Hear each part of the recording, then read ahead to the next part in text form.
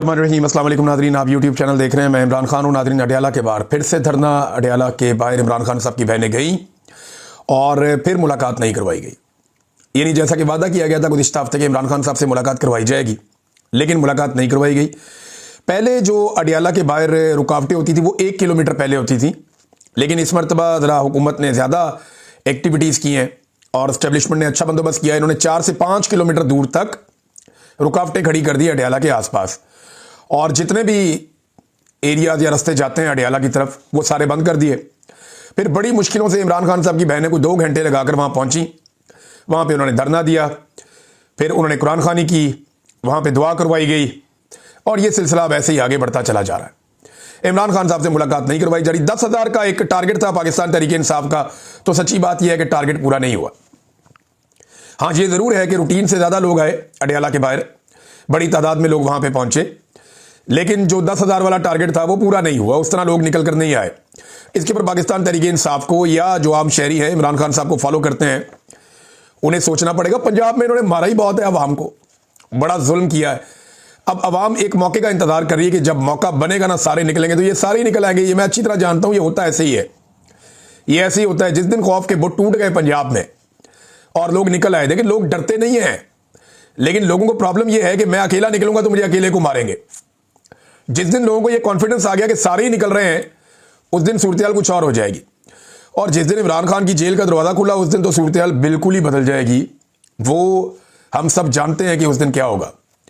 और सबसे बढ़ के ये बात पाकिस्तान की मिलिट्री एस्टेब्लिशमेंट जानती है, आसिम मुनीर साहब भी जानते हैं कि अगर इमरान खान साहब बाहर निकले तो क्या होगा। देखिए एक और सर्वे आई, न्यूट्रल सर्वे है, और ये 3DI इन्होंने एक तंजीम है, इन्होंने एक सर्वे किया है, और इनका जो सर्वे है जनरल आसिम मुनीर और इमरान खान के माबैन है। यानी आसिम मुनीर और इमरान खान के बीच में इन्होंने एक मुकाबला करवाया सर्वे में, और जो पब्लिक सेंटीमेंट्स हैं इनके बारे में, इसके बारे में पता करवाया। तो जो 2 मेन चीज़ें मैं आपके सामने रख देता हूं कि वो क्या है। देखिए ना, इंडिया के तैयारे गिराने के बावजूद आसिम मुनीर साहब अगर यहां पे खड़े हैं तो ये तो बड़ी अजीबोगरीब सूरत हाल है ना। अच्छा, इस सर्वे को आपने एक और नज़र से देखना। ये ऐसा नहीं है कि इन दोनों के बीच में इलेक्शन हुआ है। ये ऐसा हुआ है कि इमरान खान के बारे में पाकिस्तानी क्या सोचते हैं और आसिम मुनीर के बारे में पाकिस्तानी क्या सोचते हैं। इन दोनों का आपस में मुकाबला नहीं है। अब ये सर्वे के अंदर जो चीजें आई हैं वो इनका मुकाबला करवा रही हैं। जरा फिर समझ लें आप कि लोगों ने पूछा कि इमरान खान क्या, आसिम मुनीर क्या, लोगों ने अपनी अपनी राय दे दी। हो सकता है एक आदमी ऐसा भी हो जिसने दोनों के बारे में अच्छी राय दे दी हो, या कोई ऐसा भी हो जिसने दोनों के बारे में बुरी राय दे दी हो। तो आपस में मुकाबला करवाते हैं तो फिर लोग एक को चुन लेते हैं। लेकिन चले, सर्वे हो गया। ये जो चीज सामने आई, इसके मुताबिक क्रेडिबिलिटी का जो स्कोर है उसमें जो इमरान खान साहब का स्कोर है वो बहुत हाई है, और इमरान खान साहब का जो स्कोर है वो 80 है, जबकि आसिम मुनीर साहब का 40 है। दूसरा, जो सेंटीमेंट्स हैं लोगों के, पॉजिटिव सेंटीमेंट्स, लोगों के मुस्बत जज्बात इमरान खान के बारे में 60% है, और आसिम मुनीर के बारे में मनफी जज्बात वो 70% है। यानी मुस्बत इमरान खान के बारे में 60% मुस्बत है, आसिम मुनीर के बारे में 70% मनफी है। वो इनका मुकाबला ही नहीं बनता, और ये बात आसिम मुनीर साहब जानते हैं। अब ये एक सर्वे है, अब देखिएगा आप, एक सर्वे आएगा अभी हाल ही में, ये भी मुस्तकबिल करीब में आ जाएगा, और जिसके ऊपर काम भी हो रहा है, और उसके पीछे मिलिट्री एस्टेब्लिशमेंट है, और वो सर्वे में बताएंगे कि आसिम मुनीर साहब को 90%, 95% मकबूल हो गए पाकिस्तान में, और जनाब ये क्रेडिबिलिटी बन गई, और इदारे और आवाम के बीच में बड़ी हमांगी पैदा हो गई। ये इसके भी गेम डालेंगे।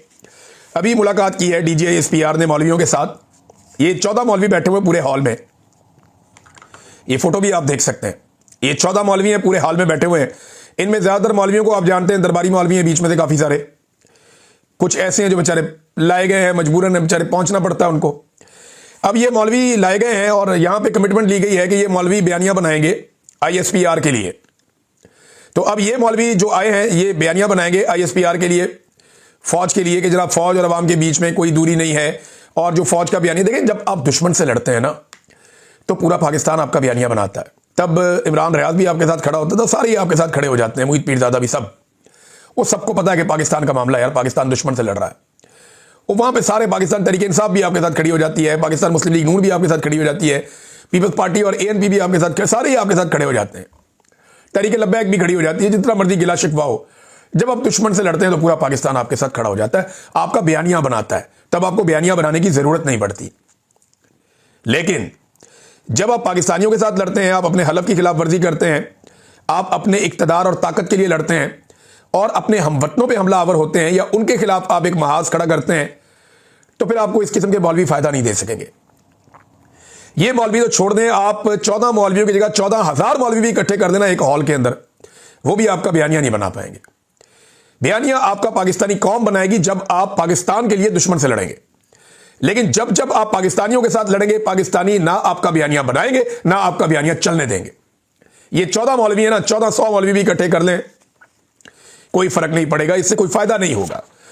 नाज़रीन, आज तहरीक इंसाफ के 4 लोगों को दहशतगर्दों ने कत्ल कर दिया। यह पाकिस्तान तहरीक इंसाफ ने दावा किया है और मुख्तलिफ पाकिस्तान तहरीक इंसाफ के इरफान सलीम साहब जो दीगर अकाउंट्स हैं, वो ये बता रहे हैं कि ये बका खेल बनू के सदर यूथ विंग के नसीबुर रहमान साहब और ये अमन कमेटी के मेंबर्स भी। तो दहशतगर्दों ने इन्हें फायरिंग करके कत्ल कर दिया, इनके बेटे को भी कत्ल कर दिया, इनके 2 दोस्तों को भी साथ में कत्ल कर दिया। तो ये 4 लोग शहीद कर दिए गए पाकिस्तान तहरीक इंसाफ के। आज से चंद दिन पहले पाकिस्तान के फौज के तर्जुमान जनाब अहमद शरीफ साहब ने यह फरमाया था कि दहशतगर्द पाकिस्तान तहरीक इंसाफ के लोगों को कत्ल क्यों नहीं कर रहे। तो अब पाकिस्तान तहरीक इंसाफ के लोगों को दहशतगर्दी में कत्ल कर दिया गया। जो उन्होंने फरमाया था उसके ऊपर अमल दरामद हमने होता हुआ देख लिया। यह बात जो है वो पाकिस्तान तहरीक इंसाफ के बहुत सारे लोग इस बात का शिकवा भी कर रहे हैं और वो ये कह रहे हैं कि इनका ताल्लुक हमारे साथ था। ये दावा पाकिस्तान तहरीक इंसाफ ने किया। इनकी एक फोटो भी दिखाई जा रही है जिसमें इन्होंने टोपी पहनी हुई है पाकिस्तान तहरीक इंसाफ के कलर वाली, और उसमें बाकायदा साथ में वो सबूत पाकिस्तान तहरीक इंसाफ के लोग दे रहे हैं कि ये पीटीआई से इनका ताल्लुक था और ये सदर थे हमारे।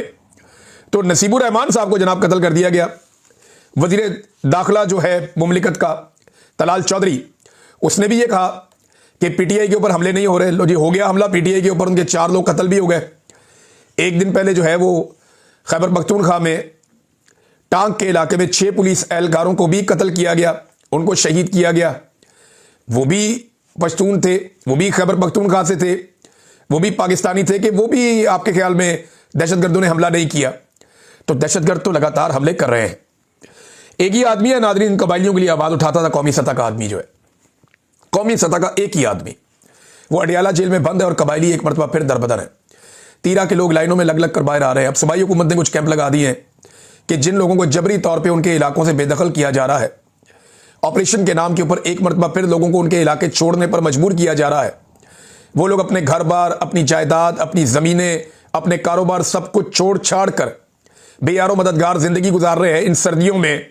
तो खैबर पख्तूनख्वा की हुकूमत उन्हें सहारा दे रही है कुछ हद तक, लेकिन ये लोगों को अपना घर बार बार छोड़ना क्यों पड़ता है? इस्लामाबाद के लोग तो अपने घरों में बैठे हैं, पंजाब के लोग तो अपने घरों में बैठे हैं, सिंध के लोग तो अपने घरों में बैठे हैं। तो इन कबाइलियों को किस बात की सजा है? आपने पूरे बॉर्डर पे बाढ़ लगा दी है, दहशतगर्दों को लाकर आपने बसा दिया दोबारा पाकिस्तान के अंदर। जब आप दहशतगर्दों को लेकर आएंगे, उनको सेटल करेंगे, तो वो दहशतगर्दी करेंगे ना। तो ये पाकिस्तान की मिलिट्री एस्टेब्लिशमेंट का तोहफा है पाकिस्तानियों को कि पहले वो दहशतगर्द लेकर आते हैं, फिर वो दहशतगर्दी करवाते हैं, फिर उनके खिलाफ ऑपरेशन करते हैं और इसके लिए मकामी लोगों को निकाला जाता है वहां से, और फिर वसाइल भी मकामी लोगों के बाद में लूट लिए जाते हैं। ये है टोटल कहानी। कबाइलियों का कसूर इतना है कि वो ये समझते हैं कि ये लड़ाई दहशतगर्दी के खिलाफ नहीं है, ये लड़ाई उनके वसाइल पर कब्जे की लड़ाई है और कब्जे के लिए ये लड़ाई हो रही है, इसके अलावा कुछ भी नहीं है। नॉन कस्टम पेड गाड़ियों का रुला डाला हुआ था इन्होंने, ये इंफॉर्मेशन मिनिस्टर ने भी डाला हुआ था, डीजी आईएसपीआर ने भी डाला हुआ था। तो आज मैं आपको एक हकीकत बताता हूं। मैं आपको ये जो नॉन कस्टम पेड गाड़ियां ना, ये 2 जगह पे पाकिस्तान में इस्तेमाल होती हैं ज्यादा, एक खैबर पख्तूनख्वा में और उससे भी ज्यादा बलूचिस्तान में। बलूचिस्तान में ये गाड़ियां जो है वो आपको मिल जाती हैं, तफ्तान बॉर्डर पे सारी नॉन कस्टम गाड़ियां चलती हैं, गवादर, पसनी और बारा सारी नॉन कस्टम गाड़ियां चलती हैं। आपका जो तेल लेकर आती हैं जितनी गाड़ियां, ये सारी नॉन कस्टम गाड़ियां हैं। चमन बॉर्डर के ऊपर इनकी मंडी लगती है, जितनी मर्जी नॉन कस्टम गाड़ियां आप खरीद लें, हर गाड़ी की खरीदो फरोख्त के ऊपर वहां पे जो एस्टेब्लिशमेंट है उसको हिस्सा जाता है। ये गाड़ियां अफगानिस्तान से स्मगल होकर पाकिस्तान में आती हैं और जितनी स्मगल्ड गाड़ियां पाकिस्तान में दाखिल होती हैं वो बॉर्डर से आती हैं और बॉर्डर के ऊपर पाकिस्तान की फौज खड़ी है, कोई और नहीं है। ये बॉर्डर से ही आ रही है ना गाड़ियां, कहीं आसमान से तो नहीं गिर रही, कोई जमीन के अंदर से सुरंगें तो नहीं है जहां से निकल रही हैं। ये जितनी भी नॉन कस्टम गाड़ियां आ रही हैं बलूचिस्तान में, ये सारी बॉर्डर से आ रही हैं, और जितनी भी गाड़ियां आ रही हैं खैबर पख्तूनख्वा में, ये सारी गाड़ियां बॉर्डर से आ रही हैं। अब इन दो जगह के ऊपर हुकूमत ने खुद ये मुआहदा कर रखा है कि यहां पे इन इलाकों में आप नॉन कस्टम गाड़ियां चला सकते हैं, क्योंकि वहां पे जब पाकिस्तान बना था तो इन्होंने मुआहदा किया था कि आपको टैक्स नहीं लगेगा। तो कस्टम जो है वो एक तरह का टैक्स है, तो वो उन इलाकों में नॉन कस्टम गाड़ियां चलाते हैं, जैसे स्वात में चलाते हैं, मालाकंड के इलाकों में, या उससे ऊपर गिलगित बल्तिस्तान में चलती हैं, बाद चित्राल में कुछ इलाके वहां चलती हैं। तो ये नॉन कस्टम गाड़ियां चलती हैं। इसी तरह बलूचिस्तान में बेशुमार इलाके जहां पे चलती हैं। इन नॉन कस्टम गाड़ियों को मेन रोड से गुजार के इन इलाकों तक कौन ले जाता है, यह है सवाल। और ये बॉर्डर कैसे क्रॉस करती हैं, यह है सवाल। इसका जवाब आज तक किसी ने दिया नहीं। भाई ऐसा तो नहीं है नॉन कस्टम गाड़ियां वहीं पे बन रही हैं, टोयोटा भी, मर्सिडीज भी, लैंड क्रूजर भी, ये बड़ी बड़ी गाड़ियां जो हैं, ये सारी निसान की गाड़ियां, ये सारी उधर ही बन रही हैं, खैबर पख्तूनख्वा में खुद बना रहे हैं वो नॉन कस्टम गाड़ियां। भाई बॉर्डर से आ रही है, बॉर्डर पे कौन खड़ा है, फौज खड़ी है। ईरान का तेल स्मगल होकर कहां से आ रहा है, बॉर्डर से आ रहा है। बॉर्डर पे कौन खड़ा है, फौज खड़ी है। तो फिर आप पाकिस्तानियों को जो पाकिस्तान के अंदर रहते हैं, या उन हुकूमतों को जो पाकिस्तान के अंदर डील करती हैं, उनको जिम्मेदार कैसे करार दे सकते हैं। आपको बॉर्डर पे रोकनी पड़ेगी स्मगलिंग। इस्लामाबाद के अंदर एक सवाल किया गया वजीर इत्तलात से, जब वो ये बात कर रहा था, उससे पूछा गया कि जनाब इस्लामाबाद में एक जज के बेटे ने नॉन कस्टम गाड़ी से 2 बच्चियों को कुचल के कत्ल कर दिया, उसका पता है आपको? कहता जी मुझे तो नहीं पता, मामला अदालत में। वही मामला अदालत में नहीं है, बच्चा अपने घर में बाइज्जत बरी होके, और जज की नौकरी पक्की कर दी गई है। दुनिया का कोई मुहस्सिब मुल्क होता ना तो यह लड़का जेल में होता और जज अपने घर पे बैठा हुआ होता। लेकिन पाकिस्तान एक अजीब मुल्क है कि 2 बच्चियों को कत्ल करने के बाद तोहफे के तौर पे जज को पक्का कर दिया गया और बच्चे को बाइज्जत बरी करके घर भेज दिया गया। यह है पाकिस्तान में कानून। और किसी ने यह भी नहीं पूछा कि गाड़ी के कागज किधर हैं, और वजीर इत्तलात कह रहा है जी मुझे नहीं पता। तो ये ना सिर्फ इल्जाम बराए इल्जाम है। पाकिस्तान को ठीक करने की इनकी कोई नीयत नहीं है, कोई नीयत ही नहीं है। इमरान खान साहब के जो बदतरीन मुखालिफिन है ना, उनमें एक जवाद अहमद साहब है, इंजीनियर मोहम्मद अली मिर्जा साहब भी हैं। मैं आगे चल के आपको बताता हूं, उनकी एक नई पॉडकास्ट हुई है, बताता हूं आपको मैं। इमरान खान के जो बदतरीन मुखालिफिन हैं, उनमें एक गुलकार हैं जवाद अहमद, और सियासतदान भी हैं। इन्होंने भी एतराफ़ कर लिया कि कराची में पाकिस्तान तहरीक इंसाफ 1 लाख लोग निकाल सकी। उन्होंने कहा सिर्फ 1 लाख लोग निकाल सकी। शुक्र करें जवाद अहमद साहब नहीं आए, वरना वो तो 10-15 लाख आदमी वैसे ही निकाल लेते हैं। तो इतनी फस्तायत और इतने जुल्म के बावजूद, इतनी मार कुटाई, इतनी गिरफ्तारियों, इतनी आंसू गैस और रुकावटों के बावजूद अगर पीटीआई 1 लाख बंदा निकाल सकी है, अब 1 लाख से तो शायद ज्यादा ही होगा, जब इतना बड़ा मुखालिफ 1 लाख बंदा कह रहा है, तो हो सकता है कि मुखालिफ तो 1000 भी कह सकता है ना, मुखालिफ तो कम ही बताएगा। तो अगर वो भी ये कह रहा है कि 1 लाख बंदा निकाल दिया, तो फिर तो बात में दम है। अच्छा जी, शर्जील इनाम मेमन साहब ने एक स्टेटमेंट दिया। उन्होंने कहा जी कराची में पाकिस्तान तहरीक इंसाफ ने 9 मई को दोहराने की कोशिश की, मगर हुकूमत ने तहम्मुल का मुजाहरा किया। ये क्या बात हुई? मज़ार कायद पे लोग जाना चाह रहे थे, वहां जाके वो जलसा करना चाह रहे थे, इसमें 9 मई बीच में से कहां आ गया? मुझे ऐसा लगता है कि इस हुकूमत को कुछ भी होता नहीं कहते 9 मई। इनको बैरूनी महाज पे शिकस्त हो 9 मई, अंदरूनी महाज पे शिकस्त हो 9 मई, इलेक्शन हार जाए 9 मई, कोई काम खराब कर दें 9 मई, करप्शन कर लें 9 मई, करप्शन में पकड़े जाए 9 मई। इनकी गर्दान ही 9 मई की है। इनको पता है कि हम जब भी फंसें, जहां भी फंसें, हम फौरन 9 मई की गर्दान करेंगे तो हमें बूटों वाले आ जाएंगे रेस्क्यू करने के लिए। तो बस 9 मई हर जगह पे ये डाल देते हैं, बिला वजह 9 मई हर चीज में डाल देते हैं। नाज़रीन, अता तारड़ की बात हो रही थी तो उन्होंने एक स्टेटमेंट दिया कि पाकिस्तान का पासपोर्ट बहुत ताकतवर हो गया, बड़ा स्ट्रांग, और दुनिया भर के इमिग्रेशन काउंटर पर हमें कदर की निगाह से देखा जाता है। तो मैं सिर्फ ये बता दूं, ये नया डेटा आया हुआ है।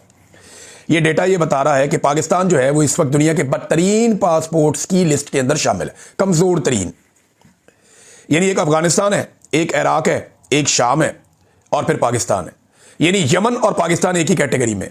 ये दुनिया के बदतरीन पासपोर्ट मैं आपको बता रहा हूं कि अफगानिस्तान, शाम, ये जंग लगी हुई है इन मुल्कों में, तबाही फिरी हुई है इन मुल्कों में, कोई जाना ही नहीं चाहता इन मुल्कों में और उनको बुलाना ही नहीं चाहता। वो कह रहे पाकिस्तानी पासपोर्ट को कदर की निगाह से देखते हैं। अता तारड़ साहब को जो है ना, वो जाना पड़े ना किसी मुल्क में पाकिस्तानियों के साथ, तो इनको पता चले कि हमें कई घंटे लाइनों में खड़ा करके कदर की निगाह से देखते हैं। कई दफा जूते और ऊपर के कपड़े उतार के भी कदर की निगाह से देखते हैं। हमारी लाइनें ही अलग कर दी हैं पकड़ के उन्होंने कि हमने इनको कदर की निगाह से देखना है। यह पाकिस्तान के पासपोर्ट के साथ किया। पाकिस्तान की मिलिट्री एस्टेब्लिशमेंट ने अपने पासपोर्ट इन्होंने स्पेशल रखे हुए हैं और पाकिस्तानियों को इन्होंने रोल के रख दिया है और उनके पासपोर्ट की इज्जत यहां तक पहुंचा दी। और क्यों? दहशतगर्दी है पाकिस्तान में, क्यों नाइंसाफी है पाकिस्तान में, क्यों पाकिस्तान में एजुकेशन नहीं है, क्यों पाकिस्तान में गुर्बत बेशुमार है, आधे पाकिस्तानी गुर्बत की लकीर से नीचे जा रहे हैं, इसलिए पाकिस्तानी पासपोर्ट की इज्जत नहीं हो रही। इज्जत ही नहीं हो रही, कमजोर तरीन पासपोर्ट है। और वो वहां पे खड़ा होकर सीना चौड़ा करके कह रहा है कि हमारे